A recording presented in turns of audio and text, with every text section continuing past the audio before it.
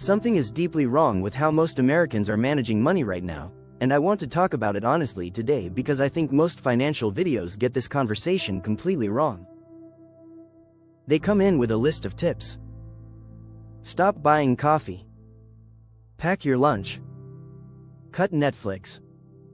And while those things are not bad advice, they completely miss the bigger picture of why 2 out of every 3 Americans are living paycheck to paycheck in 2026. Not 1 out of 10. Not 1 in 3. 2 out of every 3. That means if you are in a room with 10 people right now, roughly 6 or 7 of them have nothing left by the time the next paycheck arrives. And before you assume this is purely a low-income problem, consider this. Research shows that even among people earning over $100,000 a year, 40% report living paycheck to paycheck. 40% of 6-figure earners. That number alone tells you that the problem is not simply about how much money people make. Something else is going on. Several things, actually. So today I want to sit with you and go through the real reasons this is happening, not to make you feel bad, but because you cannot fix a problem you do not fully understand. And once you understand it, the path forward becomes a lot clearer than you might think. Before we get into it, drop a comment below and tell me honestly, are you currently living paycheck to paycheck? No judgment at all. Just a yes or a no. I want to know who I am talking to today because this channel exists for real people dealing with real financial pressure. Welcome back to Rich Habits, and if you are new here, please subscribe because every week we break down the truth about money in a way that actually makes sense for ordinary people. Let us start with the most obvious reason, which is also the most misunderstood one. The cost of simply existing in America has become extraordinarily expensive, and wages for most people have not kept up with that reality.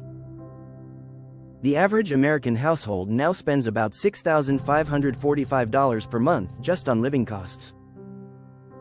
That is over $78,000 a year before anyone buys a single luxury item or takes a single vacation. Housing and transportation alone consume the majority of that budget before groceries, utilities, or insurance even enter the picture. The average rent for a 1-bedroom apartment in the United States is now $1,506 a month. A 2-bedroom averages $1,800. And for the first time in 3 years, prices in 2026 are rising faster than paychecks for a significant portion of the working population. This is important context because it means that for millions of Americans, the paycheck-to-paycheck situation is not a personal failure. It is the predictable outcome of a cost structure that has outpaced income growth, particularly for lower and middle-income earners. The number of lower-income households living paycheck-to-paycheck continues to rise year on year, with millennials and Gen X feeling the sharpest pressure. And while the overall rate of growth has slowed slightly compared to previous years, roughly 60% to 65% of all American consumers are still in this situation heading into 2026. But here is where it gets genuinely complicated, and this is the part of the conversation most financial content refuses to have honestly. Even when income is the problem, spending behavior is also part of the picture. Research from Lending Club found that 21% of people who are living paycheck to paycheck say non-essential spending is a direct contributor to their situation.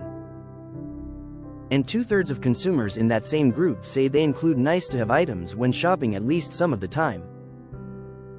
That is not a judgment.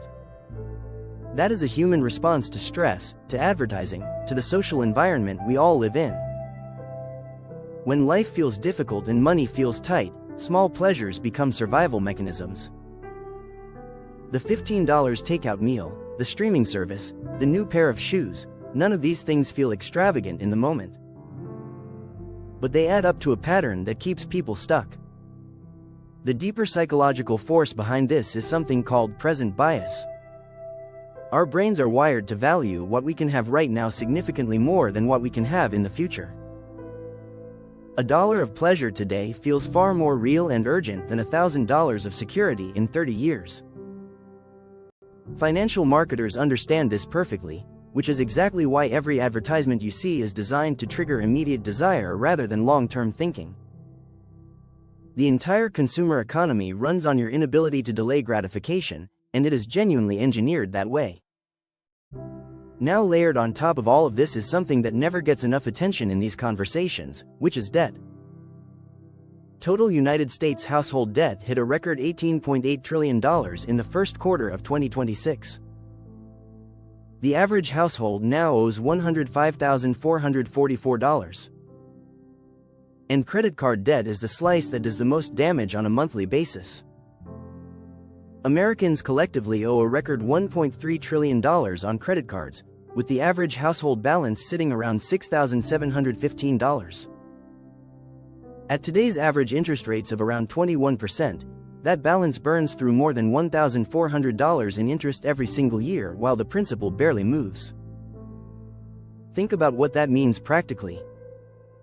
If you are carrying $6,715 in credit card debt, you are paying over $100 every single month just in interest charges. That is $100 that never goes toward the balance. That is $100 that cannot go toward savings. That is $100 that disappears every month before you have bought a single thing. And then next month, the same thing happens again. Debt at high interest rates is a treadmill, and the speed keeps increasing.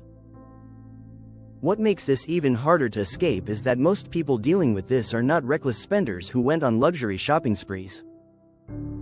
Most of that credit card debt was accumulated through medical emergencies, car repairs, periods of unemployment, or simply bridging the gap between what things cost and what a paycheck covers. The debt started as survival. And then the interest turned it into a trap.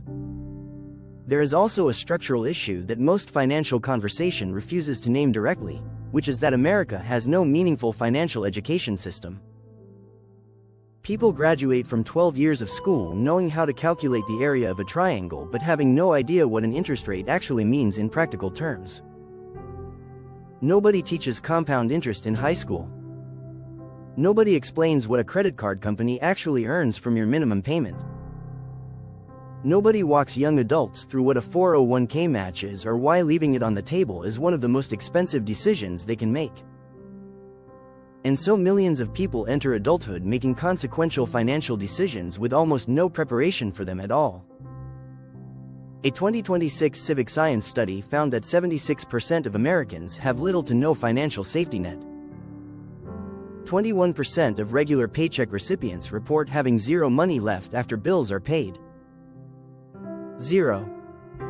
And 55% say they only have a little left over each month, which is not enough to build any meaningful buffer against life's inevitable surprises. When the car breaks down, when a medical bill arrives, when a child needs something unexpectedly, that little bit of breathing room disappears instantly and the credit card comes out again. The cycle resets. And so here is the honest truth about why most Americans are living paycheck to paycheck in 2026. It is not one reason. It is the compounding interaction of rising costs, stagnant wages for a significant portion of the population, record levels of consumer debt with punishing interest rates, a consumer culture that is professionally designed to extract money from people before they can save it, absent financial education, and the deeply human tendency to choose comfort now over security later. None of these things exist in isolation. They feed each other in ways that make the situation genuinely difficult to escape from without a deliberate, structured plan. The good news is that a deliberate, structured plan is available to everyone watching this video right now regardless of income level. It starts with understanding exactly where your money goes every single month. Not approximately. Exactly. Most people who feel like their money disappears have never sat down and tracked every dollar for 30 consecutive days. That exercise alone is frequently the most shocking and motivating financial experience a person can have. It continues with the decision to stop using debt to bridge the gap between income and expenses, which requires either reducing expenses, increasing income, or both simultaneously. Paying off high-interest credit card debt is mathematically the highest guaranteed return available to any American investor in 2026. Nothing in the stock market reliably returns 21%. Eliminating that debt does. and it builds from there into the habit of automating a savings contribution every single month before any discretionary spending happens, even if that contribution starts at $50. The psychological shift of paying yourself first, of treating your future self as your most important financial obligation, is the foundation that everything else gets built on. Living paycheck to paycheck is not a permanent condition. It is a situation. And situations, unlike character, can be changed with the right strategy applied consistently over time. Now I want to hear from you. What is the single biggest reason your money runs out before the month does? Be completely honest in the comments, because your answer might be exactly what someone else watching this needs to read. I personally read every comment on this channel, and I will reply to as many as I can. If this video gave you something real to think about, please give it a thumbs up and share it with someone you know who is in this situation right now. You might not be able to hand them money, but you can hand them clarity, and sometimes that is worth far more. Subscribe to Rich Habits. I will see you in the next one.